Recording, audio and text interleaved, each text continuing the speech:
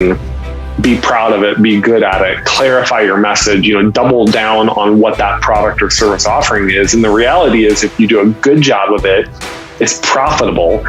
You got client retention, and it's so good that people are willing to stand in line and wait for it. Yeah. Then growth and scale becomes easy.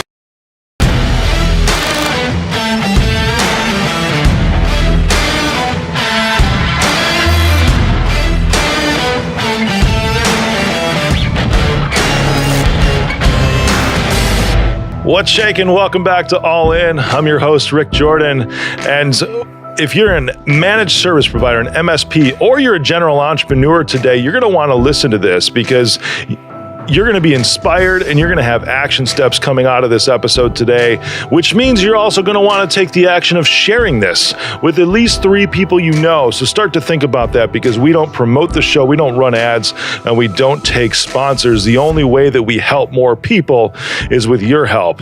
And my guest today, ready for this, grew up in Haiti with no electricity, and 15 years later became a serial entrepreneur and scaled a business from nothing to number 4 on NASDAQ. That's an incredible story that we're going to dive into, and we can do a bunch more, but that's all I think we need to start. So welcome, Brian Sallee. What's up, buddy?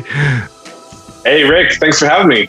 Man, I'm pumped. We've known each other for a little while because of the mastermind group that we've been a part of. And we've had some good conversations over the course of the last year or so. And soon we're going to share that drink together, because that's not water, just to have a good time. But man, prior to this, out of all of our conversations, dude, I did not know your backstory about growing up in Haiti.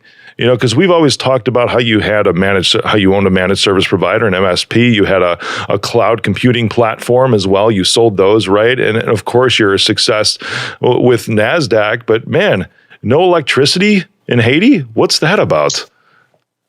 Yeah, kind of crazy. I grew up in a third world country in Haiti. Yeah. So my mom was there a total of 19 years. She was there 9 years doing medical work with kids. My dad, and then, born and raised and lived there for 8 years. So essentially can say I grew up in Haiti. Goodness, man. What was that like there? I mean, because she was doing medical work, right? Probably nonprofit or something like that. And right. Yeah, that's typical for at least our race to be within Haiti, because I was thinking it's like, you definitely don't look like you're from Haiti. Let's just be honest and the straight truth, especially with your professional background and how well you carry yourself now. It's like, you don't look like you grew up in a hut with no electricity, but you did. Right. That's crazy, dude. I did. Yeah. It is crazy. It's kind of funny how the mind works, to me at least, is I only remember the good, not the bad. So it's a tough place to live, obviously, but I only have the good memories of being a kid. I remember playing with my friends and my dad building me toys, and I remember 4-wheeling, and on the weekends we'd take the 4-wheeler down to the coast, and my parents could buy lobster for like pennies, right? Lobster was so common there. It was like, I don't know, water here, right? here lobster's expensive, down there it's not, So I remember the good things. I remember friends, family, eating mangoes, all that stuff. But it was a tough place to live. And while my dad built our first house, we actually lived in a mud hut for about 6 months. And my parents had to put netting around my crib to keep the rats out at night, so they couldn't eat into the netting until we moved into our cement block house. So it was pretty crazy. Wow, that is, man. And as I'm looking at you and as I'm hearing your story too, it makes a lot more sense now to me, because knowing you for around a year or so and understanding all the amazing things you've been able to accomplish, but yet you're so down to earth and grounded about it all too. So it's a definitive compliment to you, and I appreciate your approach on everything. Well, thank you. I mean, to be honest, it makes me weird. I guess we're all weird at some level, but hopefully, what I've tried to do is turn that into exactly. So I am weird, but I turn that into being disruptive. And a lot of the things that I do today with my own businesses and helping others is helping them disrupt. And frankly, part of disruption is looking at things differently. And I actually do think that being raised in Haiti, like I didn't have the things around me that my current 30-year-old friends had when they were 0 to 8. I think it does actually give me a little bit of a lens to look at things differently. And I think maybe I solve problems differently. I connect the dots differently. And so I just try to harness that disruption for good, hopefully, and trying to help people grow and scale their business. I dig that, man. That's a good approach. I share a similar story, and we've never really talked about this too. And actually, here's a story that I've never even said on air before on any of these episodes. I grew up very, very poor, not without electricity, but the only thing my parents ever really fought over was money because things were always tight. My dad was an insurance salesman for life insurance, term life in the ghetto. I'm talking like he would literally go around and collect cash, get held up at gunpoint at times for the cash that he carried, and still only made somewhere between like 35 and 40K a year. That's it. And that's all my family really lived on, but yet just like you, I remember all the good things. All the times that he came to every single one of my baseball games. And I remember conversations around money and asking, it's like, why don't I get an allowance? And my dad's like, well, would you rather have an allowance or us to shoot for things that you really want to do and have that always be available to you? And again, it's a different perspective, right? Mm-hmm. which he taught me was that disruption.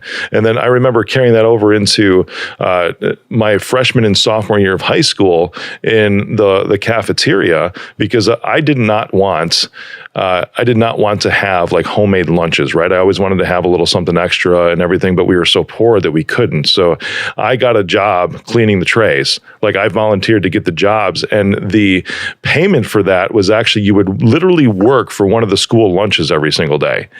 So then I would still bring in from home the sandwich that I would make and eat that, but then I would sell the lunch tickets, because it would run out. I mean, just an entrepreneur in that moment too. I would sell the lunch tickets so I could go buy whatever I wanted after that, or I'd start to barter some things, and I learned what kids wanted and what they didn't want, because then I could also throw in the deal and add do a value stack for them. It's like, well, I got some awesome chips today. What about that and a lunch and a lunch ticket? Little bump offer there. Yeah, exactly. But it was disruption. It's the same thing. How do you change the scenario that you're in and do it for a way that's of betterment for anything you're going after? Dude, I love you, man. You're awesome. Thanks for allowing me to share that story too. Thanks. So from this, that must have been interesting. You remember the four-wheeling, you remember all the good times with your friends. When did you come? You were there for 8 years. When did you come back to the States or come to the States? Yeah. So fast forward a couple of years, when we left Haiti for similar nonprofit work, we ended up going over to Russia for 4 years. So that's the other reason that I think differently is if it is warmer than 70 degrees or say 60 degrees, I think in Fahrenheit. But if it's colder than 60 degrees, I think in Celsius, because in Haiti, it never got colder than 60. And in Russia, it never got warmer. So we were in Russia for 4 years. I went to school at my grade level. And fast forward to your answer is I came back when I was about 13, 14. So I was a teenager, back to the U.S. and then have been mostly in the U.S. since then. Yeah. So most of your childhood then, if I'm tracking the years right, it was pretty much from like age 1, right? Because you weren't born in Haiti, correct? I was. Yeah, I was born in Haiti. Yeah, born in a little hospital in the Northwest Peninsula. Wow. So you didn't actually come into the United States until you were about 13. Well, so we traveled, right? So my parents were American, still are. So we traveled back and forth, and we'd be on a puddle jumper over to Miami. So we would fly back and forth as needed every couple of years. But I was literally born in a hospital in Haiti at 0. Goodness. When you came to the States at 13, man, to be here full time, really, what were your thoughts around the country compared to where you had been? It's got to be almost like a shell shock. It was a shell shock. In some other countries, you either go to the store and buy bread or not buy bread. And, you come back to the US and it's like, you buy bread. And it's like, well, do you want whole wheat? Do you want rye? Do you want this? And you look at the shelves and it's just amazing. It's everything from store, school, everything was totally different. I remember my very, very first time I came to the US to my memory was when I was 3, I think. And I still remember that because I've just gone through that with my 3-year-old is I remember being super impressed by the lines on the road. And like asking my dad 1,000 questions, like, what are these yellow lines for? What are the white lines for? Because I had never seen a road before. Like everything in Haiti was dirt. Wow. No painted lines on dirt. Yeah. My parents are probably like, we need to stop with 1,000 questions. That's good. That shows your curiosity, though, too, man. Yeah. You know, so when you were 13, and I mean, how old are you now? I should ask that. I'm trying to do the math. Yeah, so I'm 36 now. Okay. Yeah, 36 now. So it wasn't long after that then. So it was probably in your early 20s or something like that when you actually really started into business, right? Like a young. Yeah, I remember coming back actually right around 13, and I had piqued my interest for computers in Russia. And it was a family friend, and it was somebody who was like this wizard on computers. And I was really just intrigued with it. And I think my family had gotten something early, kind of an Windows NT series type thing. I just remember like sitting there, I forget what city we were in Russia, maybe Moscow, like just trying to figure out like code and computers.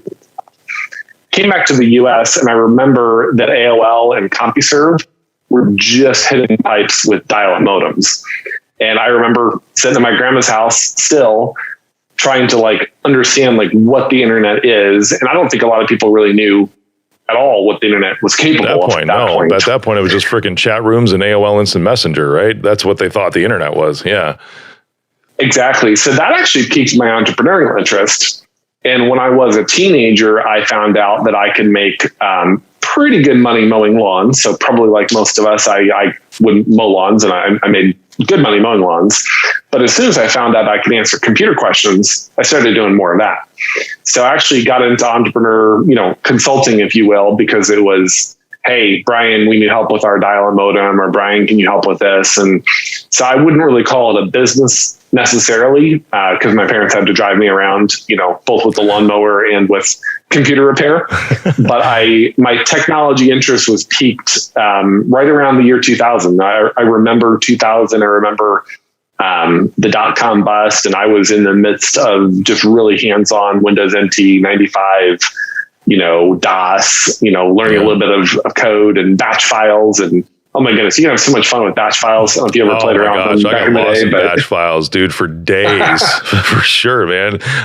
It was more like around we're going to get really nerdy, okay? Because this was like in 1995, 96, something like that, when MS-DOS was, because that's really when Windows came about, right? But even before then, even when Windows was around, because Windows still existed in 95, 98, and Millennium, or if it was that one, Windows Millennium, Windows ME, that was it, wasn't it? ME. Yeah. Yep. It was a little bit of a bomb, I think. Yeah, just a bit. But those, you remember, existed as a layer on top of MS-DOS. They still required MS-DOS to run. So MS-DOS was the operating system. And then this was just a graphical interface that booted up after that. So I would spend days in batch files, because again, poor family growing up, right? And I would get secondhand computers because I had a friend that existed as like a big brother, big sister kind of program thing with me. And he's the dude that helped me learn how to even build them from a hardware perspective. So then I'd get the new computer and I'd have fun with batch files to load things. I don't know if this is too technical for where you're at. You probably get this, to where I would load things to make it faster, to take it from regular conventional RAM, that block of conventional RAM, which was 640K and lower, and move it into high memory. That way you could free up, because that was like it was almost like that kind of RAM was like the toolbox, right? And then conventional RAM was the desk that you were working on right then, which is where Windows would live and all this other stuff. But that's where I had the fun in batch files, as I started like maneuvering stuff around before Windows would even start up, and then also doing some fun things like menu programs and all this other stuff. But yeah, you could get lost in there for days, dude. Exactly. Well, that's the first company I did, is I transitioned that into web development. And when I was probably 16, 17 in high school, I actually made a lot of money doing used car dealership websites, running on Linux and doing some e-commerce stuff. And that's actually the first company I started and sold. I sold it while I was still in high school, not for a big number, but I had literally dozens of web hosting clients that I had up and running on a Linux server in my dad's home office in our basement. We landed in North Carolina, so I spent my high school years in North Carolina. And we had a static IP to the house and dual internet, and I was doing my own little data center in my dad's office, and I ended up selling that company when I went to college, just because I couldn't maintain it. I wasn't going to be there anymore. But that kind of started my entrepreneurial, effort around computers and MSP, and fell in love with it, and been doing some level of it ever since. Yeah, for sure, man. When did you start your MSP? In traditional, you're talking like IT services and support MSP, right? Yes. I sold the web company probably when I was roughly 17. Don't fact check me. It's been a while, but finishing up high school, and I think started the MSP officially around junior, senior year with two adults that were, not in school. And we did full service MSP. So we did hands-on, we did device management, we dropped in T1s, computer, everything. We did dentists, lawyers, offices, you name it, nonprofit organizations. And that was kind of the first full MSP that I did. Had a lot of fun with it. I did phone systems. I found out I could run Linux and Asterisk and drop in a T1 card on a 1U chassis, put my own logo on it and throw it in a rack, and basically have a full PBX system that, would vie with Cisco or anybody else out there. So yeah, I did that probably end of high school, then transitioning into college. That's awesome. Well, that young too. Where'd you find the dudes that you partnered with the MSP? Because you said they were older, obviously. Yeah. Just connections in North Carolina. Yeah. So just being connected in that area. I was in a pretty small town near Charlotte, and not that big of a world. So if you needed help or connected with people, ultimately got some people together and said, hey, there's a business opportunity, and turned it into a full MSP. That's cool. My year out of high school, directly out of high school, I partnered with one individual too, and he was well older than me as well. But again, it was just local connections, and we were installing cable modems at the time because it was actually less expensive for the cable companies to outsource the in-home installation part than actually build up their own services division, which is what Comcast or Time Warner or any of those have today. They have that in-house, of course, because they're just giants now. But back before, there was these huge, they're really monopolies. Let's just call it what it is, right? For the cable companies that exists right now. If you're in the Chicago area or many states, it's Comcast. It's the only option you have for cable. That's it. It's a freaking monopoly. But before that happened, it's like each individual town almost they had licensing rights in municipalities, and they had their own cable providers. So for these little regional cable providers who were doing high-speed internet now, I would install those. So I mean, for an 18-year-old, I would, have my full-time job loading up servers at the time for Merrill Lynch and doing these huge branch rollouts. That's how I cut my teeth, was in the enterprise space. But then at night, I would moonlight installing cable modems in people's homes for literally $100 a pop. So I'd have 5 or 6 of these lined up because it would take me 15 minutes. That's it, and make an extra $500 to $600 a night every single week for about 3 nights a week. It was fantastic, dude. That's a no-brainer. And were you doing that from referrals and just? Yeah, that's all it was. You'd start to get in with the cable companies, and they're like, well, you guys know how to do it. Could you have the availability? It's like, yep, we sure do. Because it was really only 2 of us that were in the company, but same as you, we formed the relationships with 3 local cable providers, and then we would just go out and install them. Because still at that point, it was a newer technology, even to where the cable modems were one way. I don't know if you remember those, but the coax was coming in for the download, so you'd get the high speed, but the outbound was a dial-up modem connection. The upstream was a dial-up modem connection inside, because it's still the same today. How you have download is asymmetric to upload with all the cable, unless you've got Google Fiber or something like that. That's a different story. Sure. Now, that must have been around the time transitioning out of T1s, or was DSL still pretty prevalent then as well? DSL was just too slow at that time, for those things, because cable was the next best thing that was around. And Roadrunner was one of the companies that was around at that point too. And I remember that. But then these local cable companies is who I formed the relationships with to be able to do this. But yeah, T1s were on their way out pretty much at this point. This was around 98, 99, 1998, 1999. So really right before the dot-com crash. is when the high-speed internet really started taking a foothold in a lot of the communities across the U.S. We got history, man. Look at that. We've cut our chops in this industry, right? I love it. No wonder we bond. I know, right? So when did you sell your MSP? Well, so this is my success, failure, success. So the web company I sold, the MSP I ended up shutting down. So I moved out of state for college, and I kept it going for about a year. Close its doors. Yeah, we ended up having to shut it down. Basically my partners that were trying to keep it going while I was out of state couldn't do it. It just didn't work out overall. Like, it kind of needed the whole team. So I had to pick my priorities, right? I had to pick my priority with college, which I'm still glad I did that, and ended up just essentially closing it. Not in terms of like bankrupting or dropping it, but just instead of adding customers, we just transitioned people away and said, hey, we're not able to come and do hands-on manage, whatever. And so that ended up just kind of, frittering away during college. Although I did keep some great relationships with some of my clients, which helped me restart about 3 years later. And I just went door knocking back to people that knew and liked me from before. But yeah, that one just ended up getting shut down. Interesting. So that one shut down, but then it was another MSP that you started after that 3 years later? Yes. So that became my cloud company. Gotcha. Yeah, so that was the foundation of my cloud company, which is the longer version of the story. Is that Reviora? Yes, it's Reviora. Awesome. Cool. So what was is that the one that was like number 4 on NASDAQ? Yeah. So if you want to do you want me to dive into that? Let's dive into that, because you started it from scratch. This is what I'm picking up anyways, right? You started it from scratch, really, with a couple of clients. It's sounding like my story, really, where I'm at, because when I started my MSP, it was really just like 2 or 3 people that I had helped in a previous business that was like, yeah, we'll go with you wherever you go, whatever you want to do, launching the MSP and now going public with it. Yours became a cloud company, of course, but that's why I'm seeing the similarities here, my man. Right. So, how did it became your cloud company, but you started it. What was that transition? Because if you started saying, hey, I'm going to provide you IT support, how did you become cloud, and what type of cloud? Sure.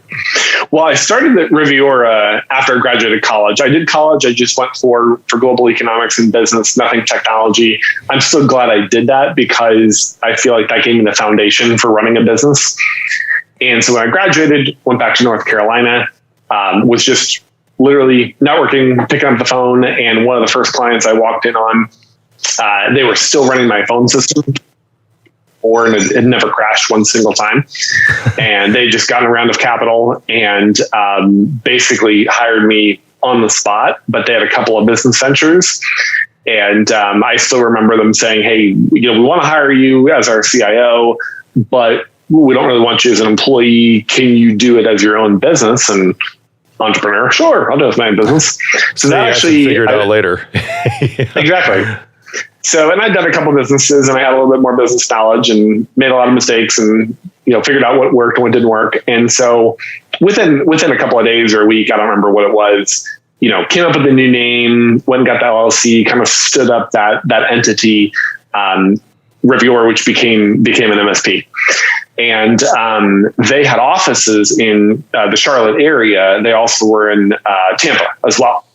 And so that MSP, they needed everything. They needed, video conferencing, point-to-point MPLS. They needed, dozens of computers. So it just kind of launched full service. Like within 2 to 3 months of that company being stood up, we were off to the races, doing everything that MSPs do. Hands-on tech support, email, hosted exchange, all that. And to answer your question on the transition, it was about 6 months in that I got a phone call from somebody else that I knew that said, hey, we have this, other client, and they are running 400 users of Microsoft Dynamics, NAV. So if anybody's familiar with the Dynamics stack, there's like 5 different versions of Dynamics. 4 of them are accounting products. 1 of them is CRM. So this is one of the accounting products. And they were in a, which I won't name the data center, but they were in a data center somewhere in the US that was not backing up their servers, not providing support. And they literally were within 90 days of their contract being expired. And it was kind of like that 911 call of like, Brian, can you please help us? And I was very transparent. I told them, hey, I got this new business. I've got the time. I've got the staff. But we don't have a data center. And my point of contact there was amazing for multiple reasons, and ended up being a bit of a mentor to me. But he's like, get it done. The first quote that I gave him, he was like, no, you're wrong. Double it. Wow. And I was like, okay. So I doubled my quote. And we went and grabbed a rack in a server rack, by the way, in Charlotte. And we set up an entire VMware data center running on IBM Blade Centers, storage, store server, Windows. We put Citrix in. We set the whole thing up in 90 days and moved 400 accounting users over on NAV successfully up and running. And then here's my interesting moment is then I did nothing. And I went back to being what I was doing, which was I was traveling all over fixing phone system stuff. So fast forward about 2 or 3 years, I had this amazing client that was sitting there paying me 5 figures a month, which was a cloud, by the way, even though the word cloud didn't exist. Yep. And I remember my dad taking me out to dinner, and we went to Uptown Outback Steakhouse, and he's a brilliant man, not a businessman, right? He's never been in business. He's an engineer, doctorate, brilliant guy, but not a tech guy necessarily. But he asked me, he's like, Brian, you're struggling with cash flow, you're struggling with scaling, you're struggling with travel, hiring people, all this stuff. He's like, you do have this one client. It's 400 users of NAV, and they pay you every single month, and they don't crash. Why don't you go get more of them? And it was kind of that aha, like, duh moment of, oh, Dad, yeah, you're right. I could literally go get like one more client that would be a data center client, and it could replace 20 of these, mom and pop deals that I was chasing around. And so that was a turning point for me, is a decision at that time to essentially drop everything else in the business. Not overnight, of course, but we basically stopped marketing and selling everything else we do. And we said, we're going to be the best in the world at Microsoft Dynamics NAV 2009 R2. And literally, it was almost like a mindset shift. Is we looked around the world and we found out that we were the biggest hosting company in the world that we knew of, because nobody has in their accounting team. Like, you think of the NASDAQ companies, you might have 20 or 30 or 50 accounting people, but you don't have 400, right? 400, yeah. And so we had 400. And so we quickly went out and bumped up our statuses, and we ended up paying, I remember the exact number, thousands of dollars in R&D money from Microsoft within a couple months. They were like, yeah, let's build out. They have cool things around the app V was coming out. They were just testing Hyper-V, and we basically started pivoting. And it wasn't that we dropped our other customers by any means, but they kind of faded away, and we came up with a hosted data brand. We called it HD because we thought that was really cool. And about a year after that, Microsoft and Google started calling it cloud computing. And I still remember thinking, it's kind of a dumb name if you think about it, like cloud, but okay, if they're going to spend $1 billion marketing it, I'll call it cloud. And so we then pivoted, or we didn't pivot. We just said we did cloud, even though we already did cloud before. We'd been doing it for years. But we really got into the multi-tenant, elastic, scalable side of private cloud. That's incredible. You almost were kind of like the proving ground for Azure, from what it sounds like, especially with the R&D money that you got from Microsoft. That's incredible, man. We actually one of at one point we were one of less than 10 MSPs in the world that had a private version of Azure / Hyper-V before Microsoft even released it. That's amazing. Wow. That's just incredible. I understand there's a couple things that I'm picking out, of course, for the MSP crowd that's listening, right? Because there's 3 things really. One, the quote that you were talking about, right? When you first landed that whale client, your first client that was paying you 5 figures a month for 400 accountants to move them over for Dynamics. And you went to them and said, here's my quote. And the guy's like, double it. It's awesome that you had him in your life at that point, because I see this across the board with managed service providers is not really understanding your own worth. and undervaluing what you really should charge, because there's still people like for Reach Out, right? We're premium, right? But really, we're premium because we're more than everybody else. I actually think that we're quite valuable, Sure. and very fair priced for what's delivered. But I was the same way too, man, because that's how I started out. It's like block hours, and I still see those who are, maybe even 20 years to my senior now, that have been in the industry twice as long as I have, that are still billing out at, $65 an hour, $75 an hour, or they might have hit inflation 3 years ago, and now, they finally bill 3 digits an hour, but that's still what they're doing, or they're charging. I see this too, because in the managed services space, from packaging and pricing, everything's per device or per user, really, similar to cloud computing, and where ours is between $200 to $450 a month per seat to provide all the cyber that we do and all the managed services that we do, the IT supports. There's still those that I see their pricing listed on their website saying, it's $9 a month per computer, and like $29 a month for the server for us to manage you. I see that. It's like, well, here's your struggle. That you're undervaluing yourself. But the second thing I heard from you was this mindset shift, man. And just to say, it's incredible. I loved, and thank you for allowing me to not interrupt you in that, because I get excited, and I was holding my tongue because I was so excited around the things you were saying, especially this. And I went through this phase too, to where it's like, what? Why am I spending my time going after these small accounts that, quite literally, since I wanted to scale, that there's plenty of other one-man shops out there that could take care of those, and that's cool.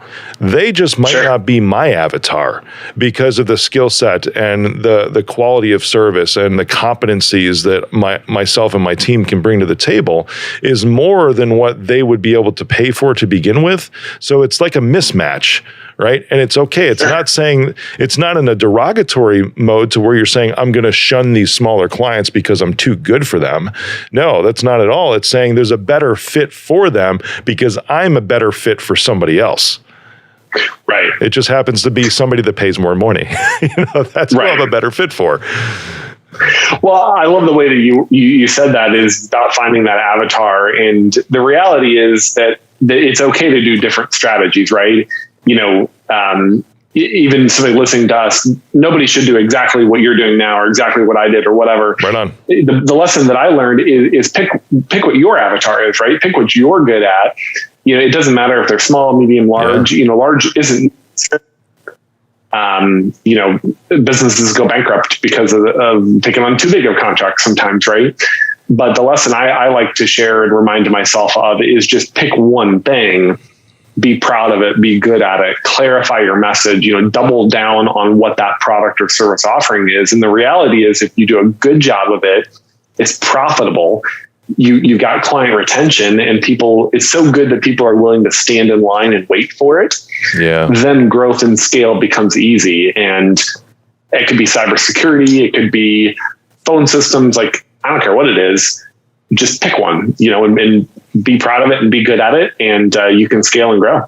Amazing advice, my man. I love that. So how did NASDAQ come into play for you? Sure. So just a series of events. So we ended up scaling. So that kind of turnaround was probably in year 3, which was kind of tough. I basically was growing through the 2008 recession, if you will. And then it was a great time to grow, wasn't it? It was stressful, not going to lie. Yep. You picked up on my sarcasm. Thank you. Yeah, exactly. There were times that I still remember my parents would come over and look at what was in my fridge and then go buy me food and come and put it in my fridge, Yep. But we made it, and we doubled down. So we ran about another 5 years roughly.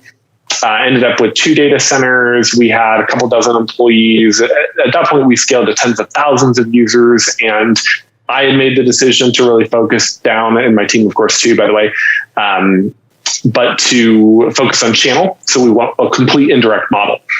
With the Dynamics world, it's very hands-on intensive, and you can't just implement a enterprise resource planning system. You have to design it and all that stuff. And we said, that's not us, right? We're not going to do that. We're going to go indirectly through all the consultants. that implement it. So we had a really nice indirect model. We had an office overseas in India, so tens of thousands of users, and we started getting approached from a couple of different people. In fact, the company we ended up selling to, which is public, of course, is TriBridge, one of the best in the nation from a Microsoft Dynamics consulting implementation. They were very well respected. Accounting, CRM, had some really cool things, and I think they actually came to us 3 times. The first 2 times we said we're not really interested in selling. This is really fun, and I kind of saw the writing on the wall. And I don't mean to say this like I knew the future. That's not what I mean. But I was noticing that more private clouds were growing, and I saw this trend towards public cloud. And I felt like maybe private cloud was cresting. And I saw Azure and Amazon, all these public cloud, and certain things were becoming a race to the bottom. And, storage was going from $10 a gig to $1 to 1 penny. And we reinvented a little bit, and we found our stride, and we were profitable and making money, but I kind of was concerned. So I think the 3rd time they came around, they were a very well-respected company, great team, great leadership organization, great culture fit. And they didn't really have hardly any channel program to speak of, and they wanted ours. Was kind of the net. So ended up exiting to TriBridge and stayed on with them for 2 years, mostly in acquisition mode, which got we had a couple hundred customers that all had to get migrated, and a lot of TLC, and a lot of fun being on that journey. And then just from happenstance, we sold that company. That company was acquired by HP Enterprises and Computer Science Corporation merged in around March of whatever year that was. And they turned around and bought TriBridge almost immediately. I think it was one of the first acquisitions. So when I left, I technically left DXC, which was an unknown brand, but they were instantly number 4 because they had 70,000 employees. I think their overall cloud unit was, thousands of employees there. So it wasn't because of me. I was clear for that too. Like, I was not the CEO of DXC. Yep. But being on that journey was really cool because I went through those 2 acquisitions. From entrepreneur mode, got to work in a much larger organization than a much larger organization. Found out also that's not me. That's not what I'm good at. I am not a publicly traded employee guy. Like that's not what I'm good at. Obviously there's a lot of people that are. I'm that weird disruptive entrepreneur, Yeah. So that was my overall journey. Yeah.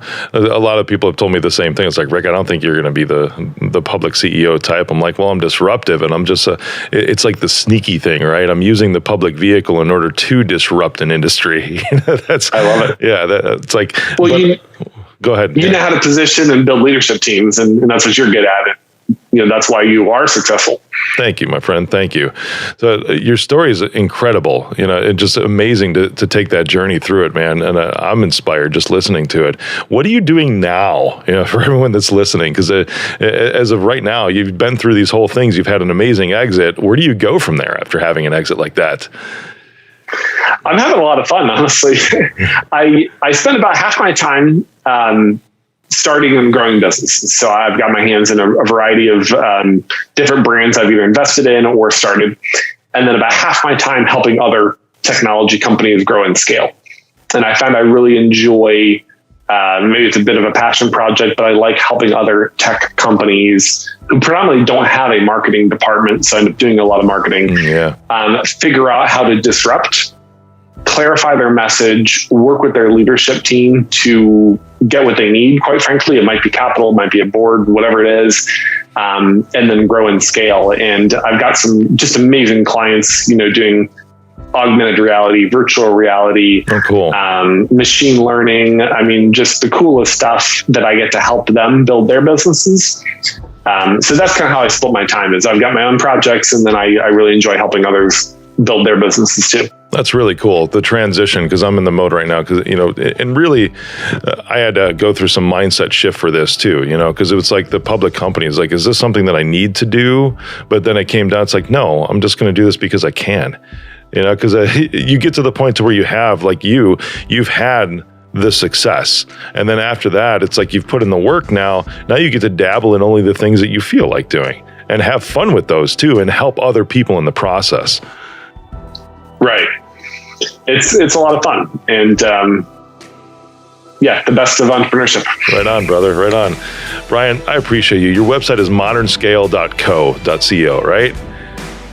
It is. So that's my platform, kind of my give back platform. I'm still building it out, but it's essentially a resource library that I hang my hat on, providing resources for entrepreneurs who are looking to clarify their message, disrupt, looking for ideas. So that's my platform. There's a variety of things on there that hopefully is a help to people. That's awesome. And Instagram at Executive Coach. That's a kick-ass handle.